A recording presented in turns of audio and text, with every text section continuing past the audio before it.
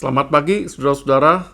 Selamat berjumpa kembali. Semoga saudara berada di dalam kondisi yang sehat dan siap untuk melakukan tugas-tugas hari ini. Mari kita datang kepada Tuhan untuk berdoa dan merenungkan bagian dari Alkitab sebelum kita memulai aktivitas kita.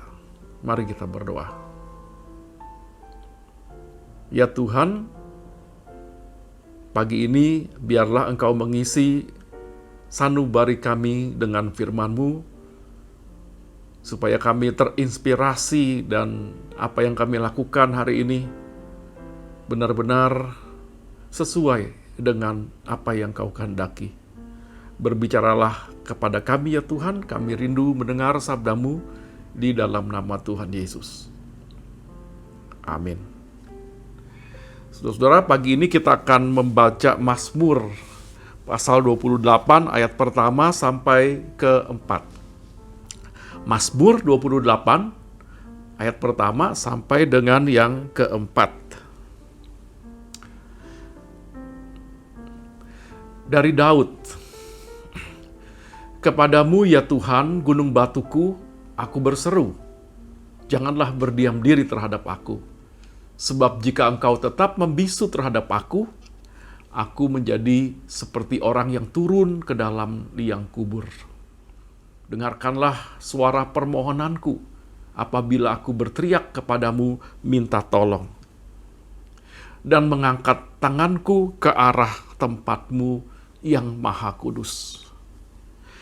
Janganlah menyeret aku bersama-sama dengan orang fasik, ataupun dengan orang yang melakukan kejahatan, yang ramah dengan teman-temannya, tetapi yang hatinya penuh kejahatan. Ganjarlah mereka menurut perbuatan mereka, dan menurut kelakuan mereka yang jahat. Ganjarilah mereka setimpal dengan perbuatan tangan mereka. Balaslah kepada mereka apa yang mereka lakukan. Saudara-saudara, suku Indian Osage di Amerika semula hidup sederhana. Mereka boleh dibilang miskin kalau dibanding dengan warga kulit putih pada waktu itu. Sampai pada satu saat di tahun 1920-an, mendadak semuanya berubah. Di tanah tempat mereka bermukim ditemukanlah ladang minyak. Nah, menurut hukum di Amerika, karena minyak itu ada di bawah tanah milik suku Osage ini, maka keluarga mereka beserta keturunannya berhak mendapatkan royalti dari setiap liter minyak yang digali atau diambil di bawah tanah milik mereka. Tentu mendadak suku Osage menjadi suku yang paling kaya di dunia, karena para perusahaan minyak datang ingin menggali minyak mentah, dan untuk itu mereka harus membayar uang kepada suku Osage ini. Nah, menjadi kaya mendadak rupanya bukannya membahagiakan, tapi malah menyengsarakan. Banyak orang kulit putih mengincar harta warisan suku Osage yang gak bakal habis dipakai 7 turunan. Mereka mencari cara bagaimana caranya bisa merebut hak waris ini. Seperti kata orang ya, ada gula, ada semut. Bagaimana caranya mereka bisa merebut warisan orang Osage? Nah, para lelaki orang kulit putih berusaha menikahi perempuan-perempuan Osage. Dengan demikian, mereka menjadi bagian dari keluarga Osage, dan nanti begitu si istri meninggal, mereka bakal menjadi ahli waris. Tidak jarang ada suami-suami kulit putih yang diam-diam membunuh istrinya demi memperoleh harta warisan dalam waktu singkat. Lah, lantas kenapa para perempuan Osage itu bisa terpikat? Ya tentu karena para lelaki ini pintar merayu lah begitu. Ya, bersikap manis, seolah-olah mereka itu tulus mencintai, penampilan mereka ramah. Nah, siapa nyana saudara, hatinya ternyata penuh dengan niat jahat. Nah, ada seorang lelaki kulit putih yang tadinya dengan tulus menikahi seorang perempuan Osage. Atas dasar cinta, bukan karena harta. Tapi bertahun-tahun kemudian, karena pengaruh lingkungan, juga karena bujukan pamannya yang matre, Perlahan-lahan dia kemudian mulai kehilangan ketulusan hati. Dia rela meracuni istrinya sendiri demi mendapatkan warisan. Kisah nyata ini sudah dibuat film, saudara. Judulnya Killers of the Flower Moon. Sebuah film yang layak ditonton. Sebab menyadarkan kita tentang pentingnya menjaga ketulusan hati. Dan betapa kejamnya orang yang membangun sebuah relasi tanpa ketulusan hati. Saudara, pagi ini kita membaca sebuah mazmur yang berisi doa permohonan. Doa minta tolong. Siapa yang mengubah mazmur ini? Di ayat 1 ditulis dari Daud. Seorang pemimpin bangsa, seorang raja yang besar kuasanya. Kenapa dia minta atau memohon pertolongan Tuhan? Karena dia sadar bahwa dirinya dikelilingi oleh orang-orang yang tidak tulus hati. Mereka yang lain di mulut, lain di hati. Dan pengaruh mereka ternyata luar biasa. Nah, kalau tidak mawas diri, saudara, bisa-bisa Daud ikut terpengaruh, tersesat, terpikat, ikut-ikutan dengan cara hidup mereka. Maka pemazmur ini kemudian memohonkan satu hal yang tertulis di ayat 3, saudara. Janganlah menyeret aku bersama-sama dengan orang fasik ataupun dengan orang yang melakukan kejahatan, yang ramah dengan teman-temannya, tetapi yang hatinya penuh kejahatan. Artinya pemazmur itu minta supaya dia jangan sampai menjadi sama seperti orang-orang fasik yang gak tulus. Mereka yang ramah dengan teman-temannya, kelakuannya baik, friendly, suka mengucapkan salam atau shalom, tapi hatinya penuh dengan niat jahat. Mereka yang mengaku diri sahabat, tapi nggak punya ketulusan hati. Nah, saudara, Daud adalah seorang pemimpin negara, pemimpin bangsa, orang yang sangat penting, sangat besar kuasanya. Pastilah ada banyak orang yang mau deket-deket dengan dia. Berebut mungkin mau menjadi sahabat atau menjadi orang dekatnya. Dan mereka pasti berpenampilan ramah, mereka bersedia memberikan apapun mungkin yang Daud inginkan, demi bisa dekat dengan dia. Tapi kenapa mereka mau dekat? Kenapa mereka begitu friendly, bersahabat? Tentu karena ada maunya. Mungkin ada yang berharap kecipratan berkat atau duit, atau supaya bisnisnya dipermudah, atau supaya diangkat jadi pejabat dan lain-lain. Nah, Raja Daud yang terus-menerus bergaul dengan mereka yang seperti ini, yang tidak tulus ini, bisa lama-lama juga terpengaruh dengan cara hidup mereka. Perlahan-lahan dia bisa kehilangan ketulusan hati tanpa dia sadari. Di dalam 1 Korintus 15 ayat 33 ada ayat yang mengingatkan kita, saudara. Jangan sesat, pergaulan yang buruk merusak kebiasaan yang baik. Nah, pemazmur sadar akan bahaya ini. Itu sebabnya dia mohon supaya Tuhan jangan diam.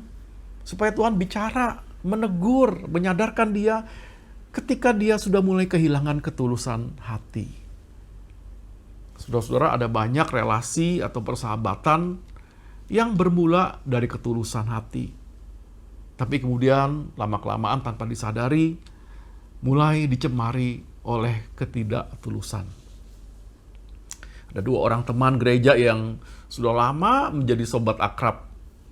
Sampai satu hari salah satunya ikut jualan produk dengan sistem MLM, multi-level marketing. Nah, demi mendapatkan uang, dia harus merekrut beberapa orang untuk menjadi anggota baru, downline-nya. Nah, lalu dia ajaklah teman dekatnya ini untuk mau direkrut menjadi anggota. Nah, sejak itu relasi mereka berubah, saudara. Bukan lagi teman gereja, tapi jadi teman bisnis. Nah, ketika bisnis itu mulai kacau, merugi, bangkrut, ya persahabatan mereka akhirnya ikut retak. Karena apa, saudara? Karena kehilangan ketulusan hati. Contoh lain, ada pasangan yang ketika menikah benar-benar tulus, saling mencintai. Bertahun-tahun kemudian, salah satunya terpikat dengan orang lain. Nah, ia pun akhirnya kehilangan ketulusan hati karena apa? Karena walaupun masih ketemu tiap hari dengan pasangannya, hatinya sudah pindah ke orang lain. Nah, rupanya menjaga ketulusan hati itu nggak mudah, saudara-saudara. Godaannya banyak. Dan seringkali kita tidak menyadarinya. Itu sebabnya mungkin kita perlu sering-sering berdoa seperti pemazmur. Kita mohon Tuhan memberi kita kepekaan dan juga teguran pada saat kita mulai pindah ke lain hati, pada saat kita tidak tulus lagi. Dan tentu saja yang lebih penting, saudara, begitu kita sadar mulai ada ketidaktulusan dalam relasi, jangan kita biarkan. Mari kita cepat-cepat bertobat, kembali ke jalan yang lurus dan tulus. Dengan demikian kita mengalami damai sejahtera, ada kelepasan, ada kepuasan batin. Kita tidak perlu terus-menerus menyembunyikan sesuatu atau bermuka dua. Kalau kita tulus hati, kita bisa bersikap apa adanya. Dan itu membawa damai sejahtera. Amin.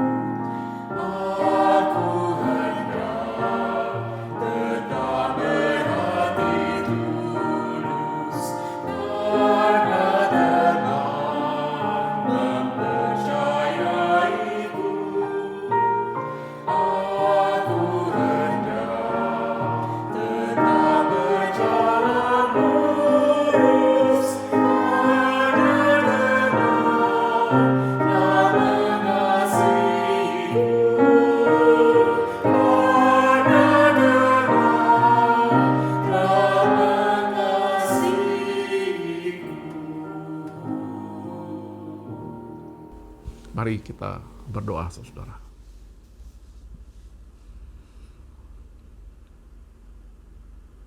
Ya Tuhan, kami ingin tetap berhati tulus. Karena ada banyak orang yang telah mempercayai kami. Karena ada banyak persahabatan, ada relasi-relasi yang sudah begitu lama kami bangun dengan teman-teman. Tuhan, kami tahu ada banyak godaan yang bisa membuat kami tidak tulus lagi di dalam bersahabat. Tidak tulus lagi ketika melayani. Tidak tulus lagi ketika kami melakukan berbagai hal yang dulu kami lakukan dengan tulus hati. Tuhan, seperti pemazmur kami memohon, biarlah Engkau tidak tinggal diam. Kalau Engkau menemukan kami tidak lagi menjadi orang yang tulus hati. Sadarkan kami, tegurlah kami. Dan biarlah Roh Kudus-Mu menolong kami untuk bangkit, untuk kembali. Supaya kami dapat mempertahankan ketulusan hati kami. Terima kasih Tuhan untuk renungan pagi ini. Sebentar kami akan menghadapi orang-orang. Kiranya Tuhan menolong kami, menjaga kami, apa yang kami katakan, apa yang kami lakukan, agar itu betul-betul menyenangkan hati-Mu dan keluar dari hati kami yang tulus. Dalam nama Tuhan Yesus. Amin. Saudara-saudara, selamat menjalani aktivitas saudara hari ini. Tuhan memberkati kita. Bagi Bapak Ibu yang memiliki pergumulan khusus dan ingin didoakan, bisa menghubungi rekan-rekan pendeta di nomor berikut.